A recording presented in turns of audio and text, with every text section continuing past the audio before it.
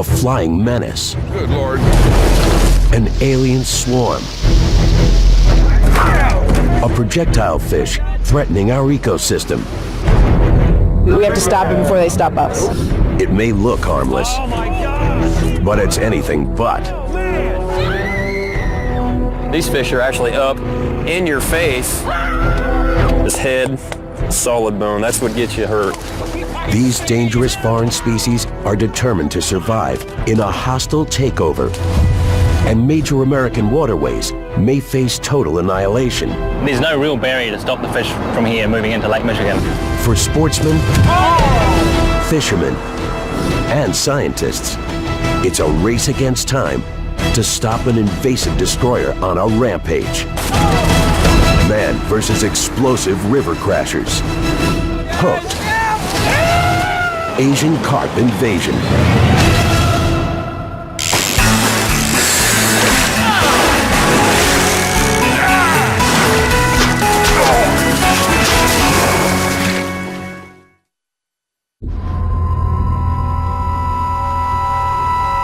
Unwelcome foreign intruders, originally introduced by human hands.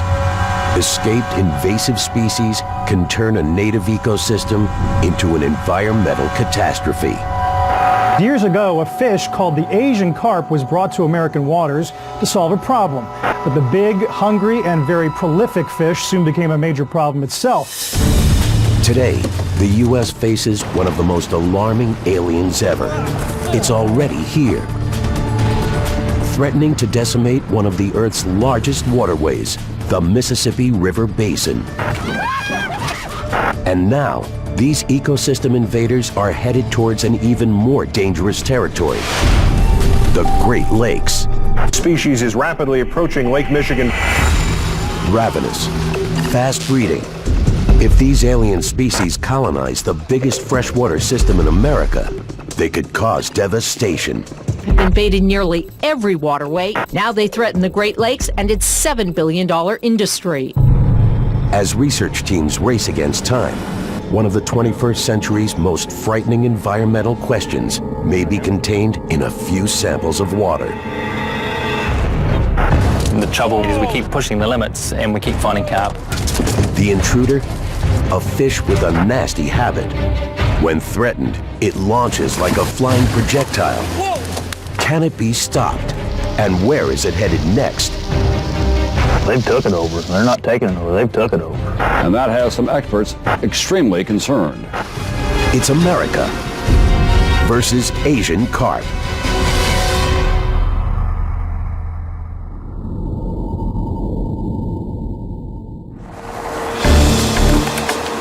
September 15th, 1999, 225 kilometers from the Great Lakes, Chillicothe, Illinois.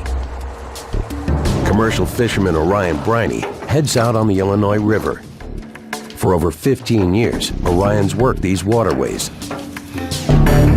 Expecting buffalo fish and catfish, he pulls up his net, usually brimming with fish. On this day, it's almost empty, but not quite.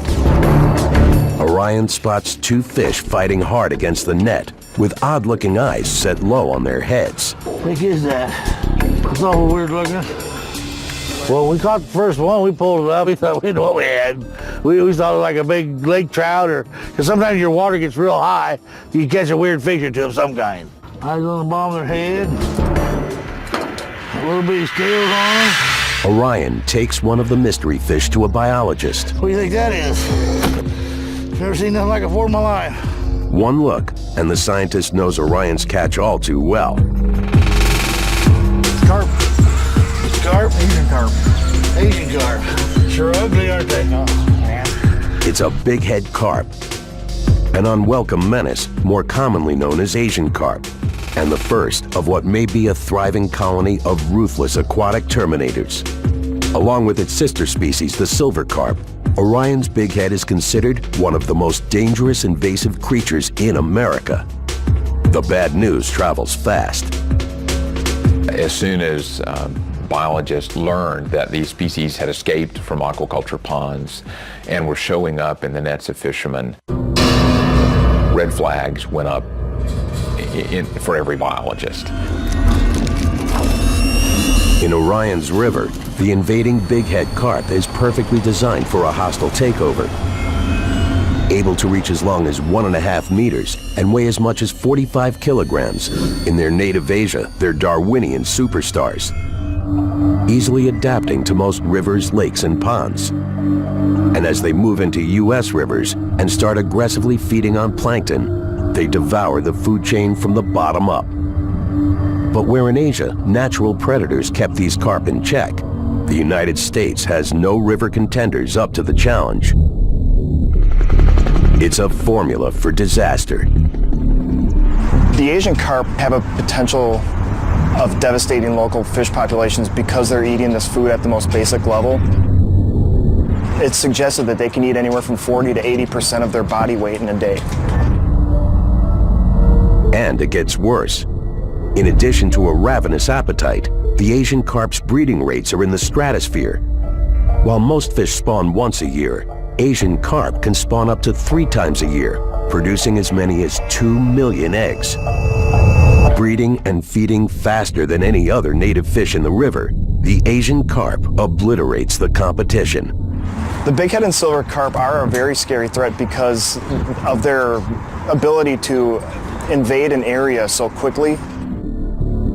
They will kick other fish, our native fish, out in a short amount of time. But how did they get here? The answer is chilling. Like many invasive species, these dangerous intruders were deliberately brought by human hands. 50 years ago, in the 1960s, Midwest commercial fish farmers and water treatment authorities were looking to solve a problem: algae overgrowth. Their solution? Import an Asian fish species known for devouring algae, the grass carp. Last summer, 1/3 of Robert Harrell's 70-acre lake was filled with water weeds. Harrell stocked the lake with carp, and his weed problems were practically solved in 2 months. You can tell they have really done quite well. I believe we put 350 in here, and in just a little time, it was all gone. It worked so well, a decade later, more catfish farmers fighting fishery overgrowth imported 2 other Asian carp species with the same taste for algae, the bighead and the silver carp.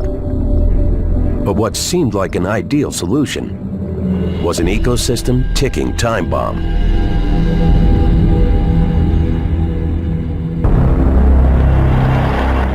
Summer 1993. Torrential thunderstorms pound the American Midwest. 50,000 homes are damaged or destroyed. 1,000 levees fail. The end result is devastating, but there's an even more disastrous consequence.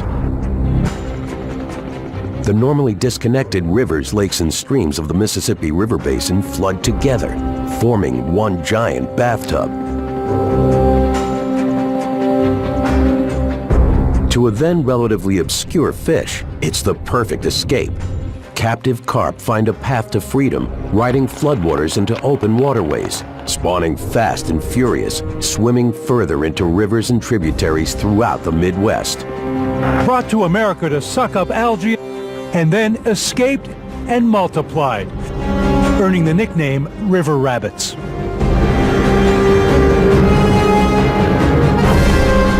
An unnatural disaster had begun.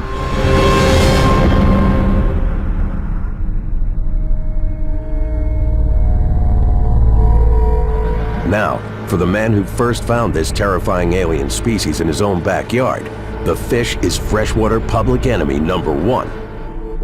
Soon after his first sighting, Orion watches an ecosystem under siege. The bighead are so much larger and stronger than native fish, none of the local fishermen have nets strong enough to hold the invaders. The first year or two, I just don't want to fish for them. You can come out here and literally see 40 acres of them. There'd be so many you couldn't even run the motor through them. You start running your motor through them, and it'd just be red blood behind you. When we went out there, you don't even turn them nets up. It wasn't very long after most of your fishermen quit fishing. And there's more to this menace. With no natural predators in the Illinois River, the bighead multiply at astronomical rates, taking over and dominating the food chain. While alarmed fish and wildlife agencies try to strategize comprehensive solutions, They are big, ugly, and abundant. a nearby processing plant decides to harvest and sell Asian carp as food. In a desperate attempt to save his own livelihood, Orion modifies his gear to stand up to the aggressive invader. I had the first nets built and I was the first one on them. Orion once harvested buffalo fish and catfish. Post-Asian carp invasion, the fish have all but disappeared.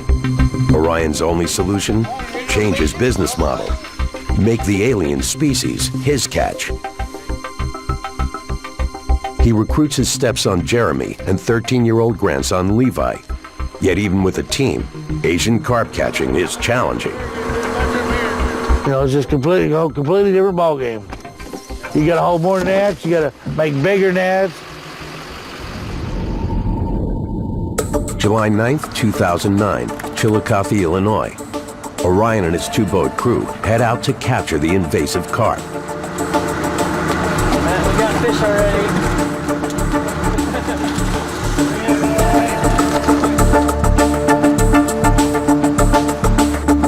He reads the water looking for signs of a pack of bighead below. The goal, net as many of this marauding threat as fast as possible. Orion knows these fish spook easily. They fly into the air at the first sign of noise and commotion, a fight-or-flight stress response that can dangerously injure fishermen. Skittish Asian carp scatter fast. Moving carefully, the boats will have to hit the right spot at the right moment. You gotta be real aggressive when you see them. I mean, you can't sit here and talk and tell, you know. You gotta get right with it, get around them and get them shut off, or they're gone. You say, well, I thought there was a bunch of fish there. Well, there was.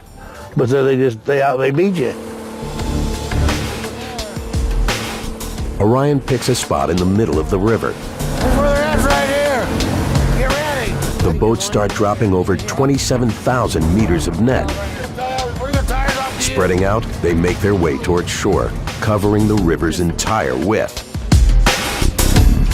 But now, Orion's crew tries to gather the carp using one of the most primitive fishing techniques on Earth: noise. What the men are about to raise in their nets may be proof of a threat far greater than any fisherman's livelihood. An eco-disaster, a raging river invader breeding out of control. Chillicothe, Illinois, 225 kilometers from the Great Lakes. Fisherman Orion Briney and his team are on the hunt for an invasive Asian carp menace, the bighead. Now, with nets strategically placed across the width of the Illinois River, it's time to raise hell, literally. To herd the fish towards them, the crew stomps and bangs the boat's aluminum hulls. Beneath the waters, the distressed fish pick up the vibrations through organs that run along their sides, called neuromasts. Interpreting the vibrations as a predator on the hunt, fleeing bigheads swim straight for the nets. They're very smart. Once they hear a noise, they're taking off. We run back and forth and try to bring them into a big school and herd them down, force them into the net. Meter by meter, Orion's crew pulls up bursting nets.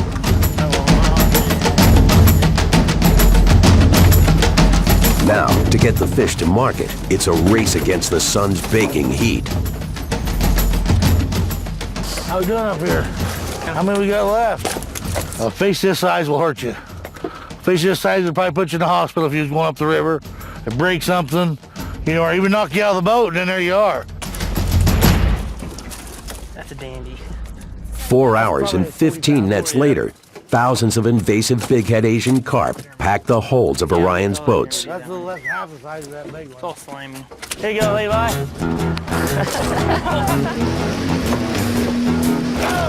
From ship to truck, It's an hour-and-a-half drive to one of the few processing plants with the capacity to handle enormous volumes of Asian carp. Here, the fish are unloaded and weighed.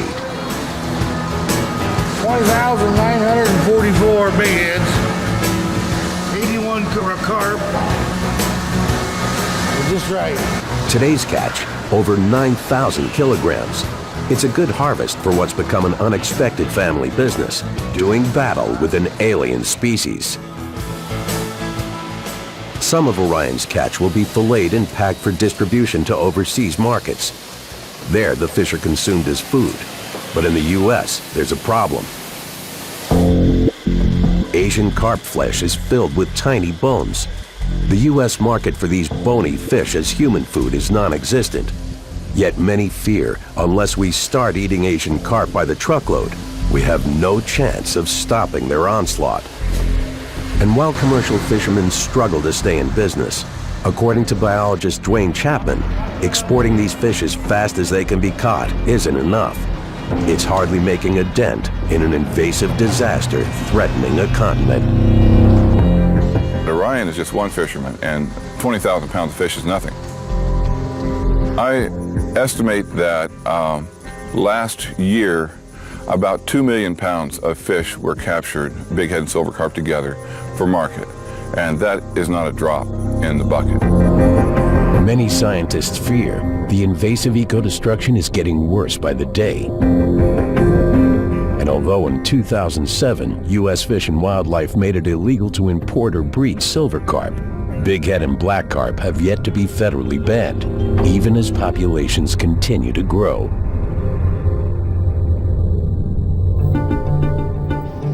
July 12, 2009, Havana, Illinois, over 300 kilometers from the Great Lakes, the so-called Asian carp capital. Here, the ongoing carp invasion has created such dense populations, boaters are forced to be vigilant, always on the lookout for a rampaging species just as menacing as the bighead, the silver carp. With their notorious hair-trigger fear response, some compare a silver carp collision to being hit by a bowling ball at several kilometers an hour. As one of the world's top invasive fish experts, Dwayne Chapman is leading the charge in the battle against this leaping aquatic threat. I've been eating, breathing, sleeping these fish, trying to get under their skin, try to figure out everything I can about them in order to know my enemy. Hi, Kevin. Come aboard. Today, as part of a fact-finding mission tracking invading silver carp on the move, Dwayne and fellow biologist Kevin Irons board a specially rigged boat designed for a unique task, electrofishing. This is our electrofishing boat. We use it for routine surveying of fish. You can go to a spot, you put roughly about 5,000 watts worth of electricity into the water. It'll temporarily stun the fish, where biologists can then dip them up. Yeah, here's a big mouth. Electrofishing is one way scientists take sample inventories of all the fish species competing for survival in a river. For every fish they net, they note its species, size, and weight, evaluating the overall health of both natives and invasives. As the team works, they face the silver carp's explosive defense strategy. Protect yourself. Fish leaping by the hundreds, reaching as high as 3 meters. And it's just a fright response. Anything that scares them, and they tend to go airborne. And they can jump at speeds of probably at least 20 knots or so.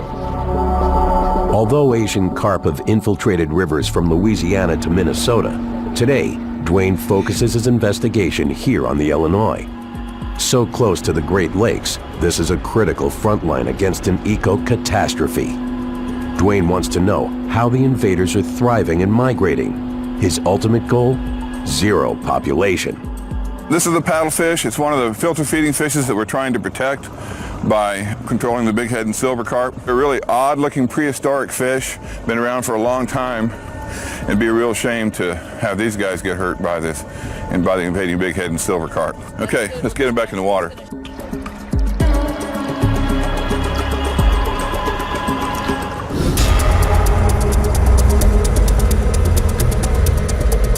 Keeping the juice on, the shocker arms release steady electric jolts.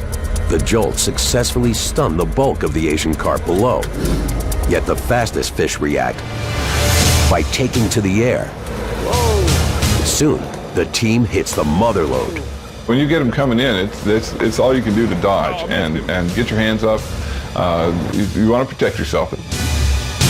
It's like being inside a popcorn popper. You know, there's just fish everywhere. Only the difference is that the fish can, you know, instead of being little kernels of popcorn, you've got fish that range from 6 inches up to 25 pounds that are flying through the air. But today, they're about to discover something far more frightening. 556. Measuring the weight and length of the stunned fish, the biologists note something unusual. Instead of a normal rounded body shape, these silver carp are long and narrow.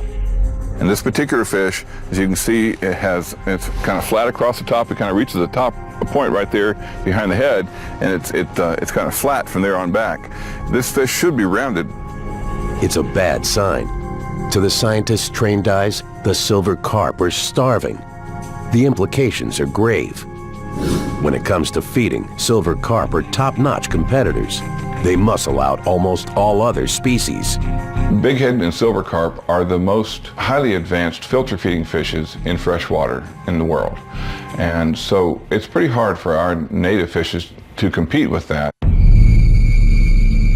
If top competitor silver carp are starving, native fish species don't stand a chance.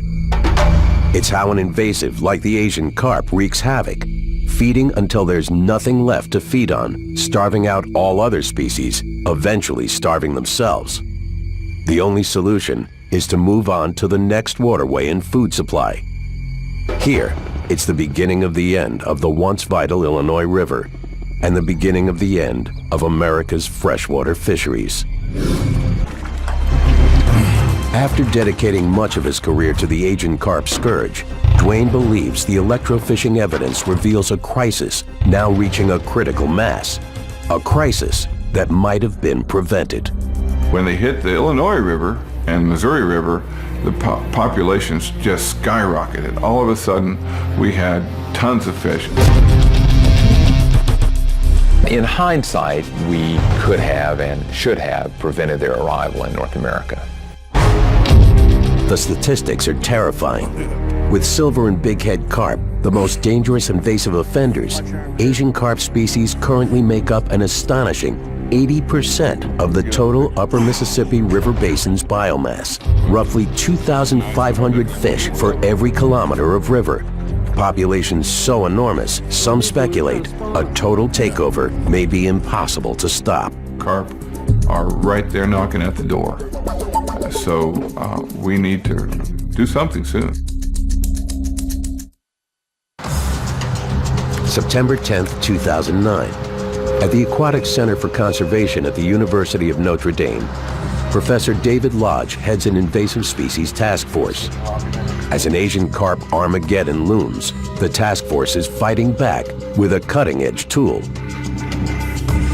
For invasive species in lakes and rivers, one of the big challenges is often just figuring out where the darn organisms are. And it's like searching for a needle in a haystack. Dr. Lodge and his team have developed a solution for finding the needle in the haystack, locating Asian carp without having to catch a single fish. It's called environmental DNA testing. Just as CSI teams collect DNA samples from criminal evidence, Dr. Lodge's team tests water samples for traces of Asian carp DNA. If they get a positive hit, Asian carp have passed through the test sample's water source. Using this method, the team can test large bodies of water relatively quickly. It's an efficient diagnostic tool that's never been used to fight an invasive aquatic species until now. The hard work is done back in the laboratory, but that too is relatively quick compared to the effort required to electroshock or net fish in a lake or a river. Yep, so I think that still sounds like what we want to do is start upstream, get the most urgent information first. Armed with breakthrough genetic detection, Professor Lodge's team heads to what may be the single most dangerous Asian carp frontline, the Chicago Sanitary and Ship Canal.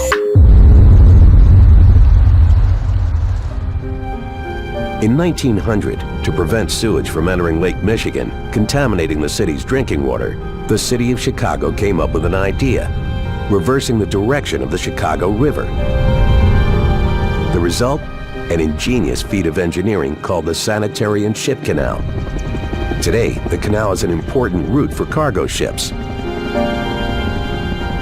But when humans connected the Mississippi River Basin to Lake Michigan, no one predicted that they were building a disastrous invasive species superhighway.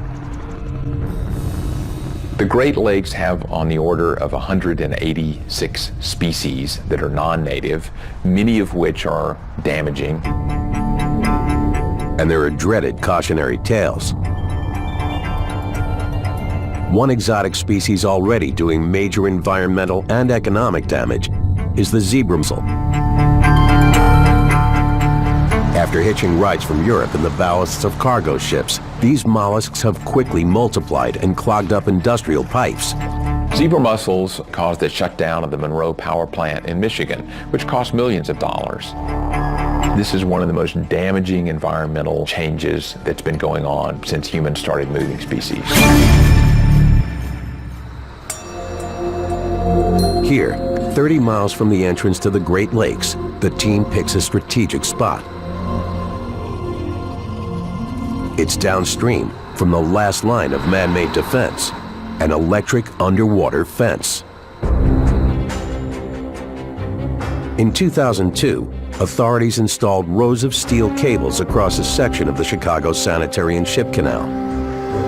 Today, volts of DC current flow from the cables into the water, delivering harmless but critical fish-repelling shots. When it comes to stopping the northward migration of the invasive Asian carp, this single electric fence may stand between control and catastrophe. But many experts fear the barrier's far from foolproof.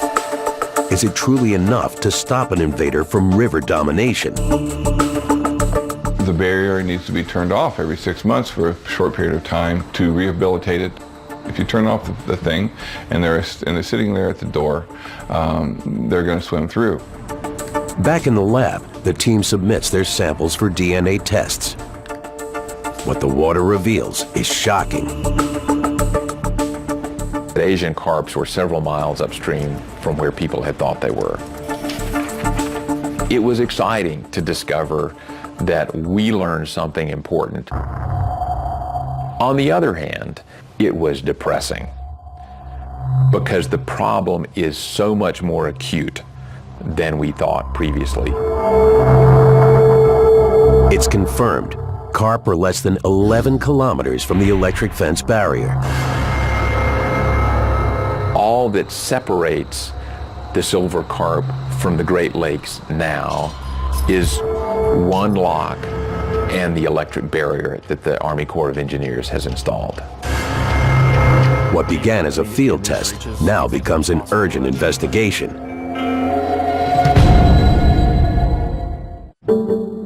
The next critical test location is the Chicago River. Lindsay Chatterton with the Great Lakes Project heads up the investigation.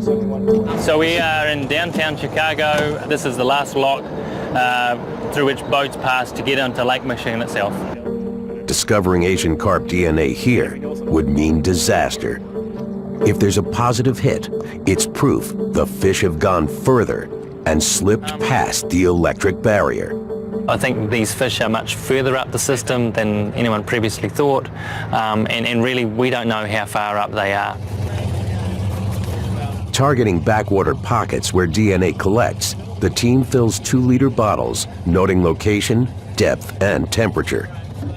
There's no real barrier to stop the fish from here moving into Lake Michigan, so we clearly don't want to find them here. Back at the lab, the clock is ticking on a potential environmental time bomb. The team puts the samples on ice to slow any DNA degradation and begins testing for Asian carp DNA. I hope and pray that they won't see anything upstream from the barrier. But while Dr. Lodge's lab team waits for results, Focus your chi, Tim. Do what? Focus your chi. I think that's some kind of Zen thing, isn't it? Over 160 kilometers away, some anglers are taking a more direct approach, Let's hit it, brother. fighting an invasive killer head on. All right, guys, here we go. August 22nd, 2009, 251 kilometers from the Great Lakes, Peoria, Illinois. Zach Naden is a lifelong fisherman and pioneer of an unconventional catch technique, aerial bow fishing. It's like, oh my God, I can't believe I shot a fish out of the air. I mean, it's so unorthodox. These fish are actually up in your face, and you know, it's like a combative sport.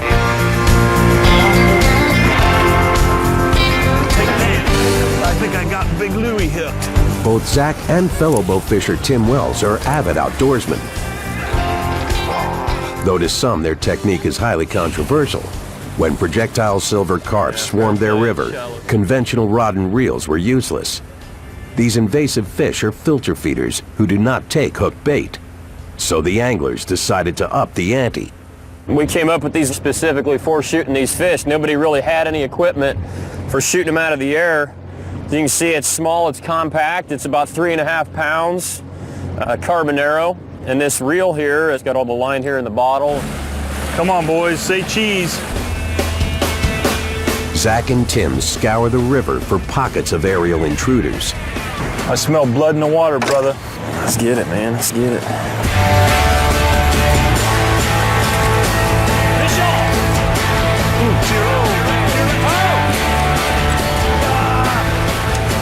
But against carp hordes hurtling out of the water, even seasoned fishermen risk wrecking their equipment. That didn't take Look long. at her, she's still spinning! Oh, man. Doggone it! Or suffering a knockout blow. The coolest part about this kind of bow fishing is coming home alive and with all your teeth. Oh, my God! Suddenly, the archers reach a bursting pack of silver carp. Keep it going, Chase, in a circle. Circle the thing, Chase. Now, they're facing a high-energy upheaval known as popcorning. The popcorn is just, it's a feeling of total loss of control. Oh, my God! You have no idea what's coming next, whether you're going to make it out, where you're going to get hit. It's, you just got to kind of grit your teeth and bear it. That's what we're looking for there, folks. That's, whoa! Slow us down, Chase, slow us down. Zach fires his bow. A direct hit. Boom, shakalaka! Reeling in the line, Zach heaves his catch on board. It's a monster. Hey, now that's a fish! That's a giant. Wow. That's one of the bigger ones we've taken this year. Dude, that's about the biggest as they get, man. You're Wow. right at the record right there. We've got a giant Asian silver carp. Hold him out here in the sun. He's over 25. He's over 25 pounds easy. Easy. He's probably about 34, 35 inches long. Just solid muscle. His head, solid bone. Solid bone. That's what gets you hurt when they jump in. That's what you feel when these fish hit you. It's just one fish, but it's also just the beginning. Oh, yeah. Look at that. Zach and Tim routinely land 100 carp in a single afternoon. Fish on! Oh! Though some may find their methods brutal, and it's no solution to a massive problem. To the sportsman, it's a direct way to kill at least a few specimens of an environmental menace threatening an entire ecosystem, one fish at a time. 9 out of every 10 fish right now is an Asian carp. So that's the problem we're facing right now. Oh my God! September 11th, 2009, back at South Bend, Indiana's University of Notre Dame. Scientists know all too well it will take far more extreme measures to end the Asian carp blight. Using their unique forensics DNA testing, Dr. David Lodge and his Invasive Species Task Force await the results of the latest water sample. It's devastating news. Some of the samples test positive for Asian carp DNA. Asian carp have breached the electronic barrier. The trouble with The work we've been doing is we keep pushing the limits and we keep finding carp. But identifying traces of DNA just past the barrier doesn't yet prove a critical mass of fish have infiltrated Lake Michigan. Further evidence is needed. Facing this nightmare scenario, Dr. Lodge's team heads out to find answers to this alarming and now pressing question. Are they arriving at an ecological crime scene too late? Are the fish already colonizing Lake Michigan? University of Notre Dame researcher Chris Jurdy leads the sampling effort on Lake Michigan. A carp positive out here would cause a lot of concern because this is the whole point, is to prevent them from getting into Lake Michigan. I think it would be a big surprise and a terrible thing if they were able to get any DNA in Lake Michigan. If the team gets a positive hit in Lake Michigan, it reveals a breach of the most disturbing threshold yet, a gateway to the entire Great Lakes, the largest freshwater ecosystem on Earth. Yet as an eco-catastrophe hangs in the balance, anglers from all over the country flock to the Illinois River to take up a fight they take personally. Here, on the banks of a river under siege, the battle lines are drawn, and the war rages in a competition called the Redneck Tournament. It's just unbelievable what these fish have done. You could go out boat riding. We took the kids out, went tubing down the river. They've taken all that away from us. If they hit the Great Lakes and start destroying that the same way that they have destroyed life in the Illinois River, we don't have a chance. We have to stop it before they stop us.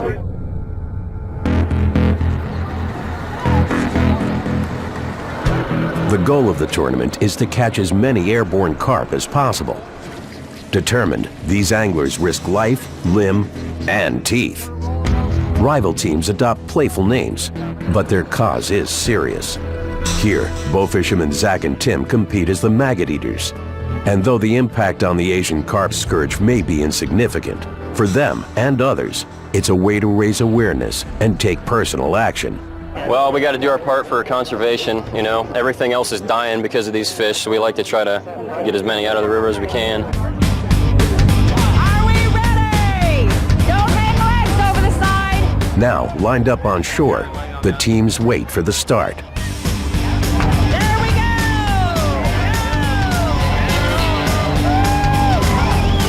As the countdown begins for one of the world's most original, if controversial, fishing contests, people arm themselves with baseball bats and nerve against a fish that seems to rain upwards into the sky. A vision fit for a biblical plague. They just fly at you and you really don't know when they're going to hit you in the face or in the shoulder or come in your boat and bleed everywhere.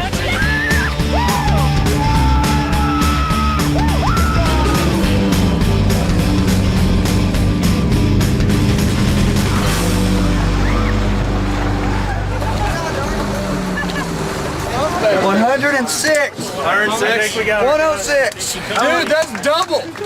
This year, the bow-wielding maggot eaters are determined not to go down without a fight. We got second last year. We're trying to improve. 106 fish. The maggot eaters tie with Team Showtime. 106. Are you serious? This year's bragging rights will have to be shared. Hey, wait, how do you check the boat? There might be one more.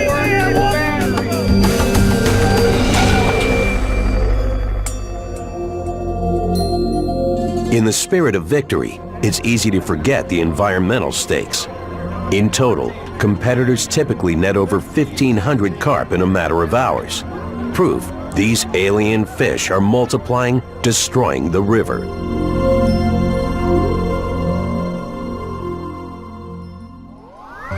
But using the competition's haul, two men are determined to make a difference.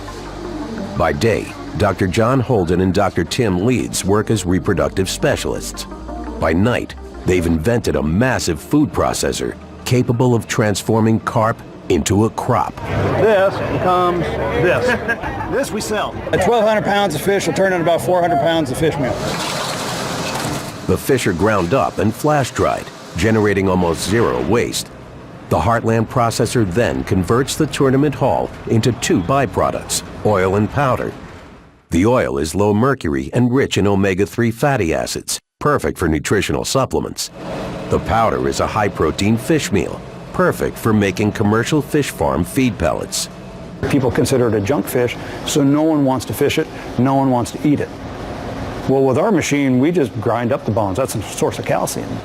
The end product is 14% oil, 5% water, and the remainder is protein. The processor can handle roughly 2 metric tons of fish an hour, and it's mobile.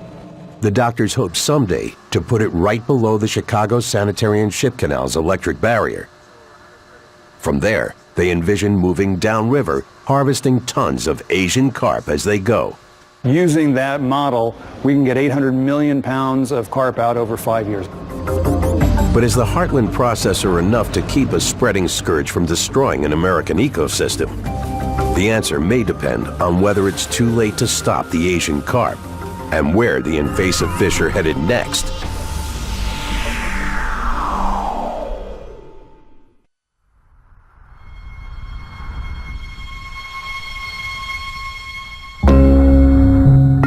On the eve of a disaster, as the Asian carp threatens to invade the U.S. Great Lakes, ironically, in the fish's native China, near Shanghai, overfishing in dams are pushing bighead and silver carp to extinction. To compensate, billions of Asian carp are now farm-raised. These species constitute about 80% of all farmed freshwater fish production in China. These fish are the staple of the population of China. But stateside, despite urgent headlines of the Asian carp menace, the problem of American tastes persists. Few people here are willing to eat the bony fish. Yet the cost of exporting live carp to China is prohibitively expensive, and efforts to bring the carp into contained U.S. fish farms have only ended in disaster. So disastrous, biologist Dwayne Chapman argues Asian carp escaped into the American wild almost as soon as they arrived, long before the infamous Midwestern flood breaches of the 1990s. We had well-established populations of bighead and silver carp and grass carp in the wild long before those floods. There were very likely many, many escapes because people weren't being very careful. It was a general feeling that these fish were not like our fish. The rivers that they were established in China were not like our rivers, and that we had all these big predators that would eat them up were they to escape, and all of that turned out to be hogwash, frankly. It's another chilling cautionary tale against human intervention in nature. Today, Dwayne and others continue to fight on the ever-expanding front lines. But some predict, unless and until U.S. demand for Asian carp increases, keeping up with their breakneck spawning will be impossible. The carp population will continue to grow exponentially, invading new turf each day. Ultimately, we may be forced into a far more macabre solution. Some authorities are convinced no strategy is complete without a deadly plan of attack. They're devastating the ecology. Poison. Poisons like rotenone have been used very effectively in many parts of the world to eradicate populations of unwanted fishes. But you must have a high willingness to accept losses of many other species. We do know how to kill Asian carps. We don't know how to kill them without killing lots of other things. To date, poison has been used in limited quantities near the electric fence barrier. But as the clock on these spreading carp is ticking, far more aggressive and deadly measures may be all we have left. And now, one of the 21st century's most frightening environmental questions is contained in a few samples of water. Have the tenacious alien fish made it into the $7 billion fishery and ecosystem of Lake Michigan on their way to the Great Lakes? We have never hoped for negative results more in our life, because it would say that we haven't detected anything this high up.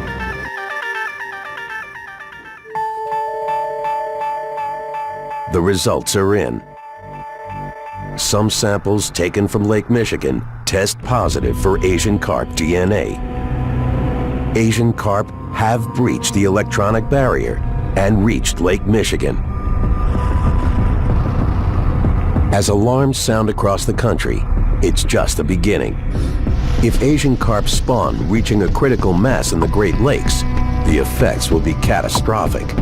If history is any indicator, it would be an ecosystem nightmare. Asian carp devour all plankton, leaving native fish like bass and walleye to starve. In addition, they digest only half the plant matter they eat, excreting waste that can cause a polluting scourge called algae blooms, clogging the water, killing fish, and destroying human drinking water. A $7 billion fishery could swiftly face decimation. And in time, the fish could move on to their next freshwater target. You got to care about what's happening to your grandkids' resources as well. And we sure don't want to see anything like that. The Asian carp population explosion in the Great Lakes. It would be a disaster. It's a vision of invasive species hell. Those trying to stop it share an urgent goal: fight Asian carp by any means necessary.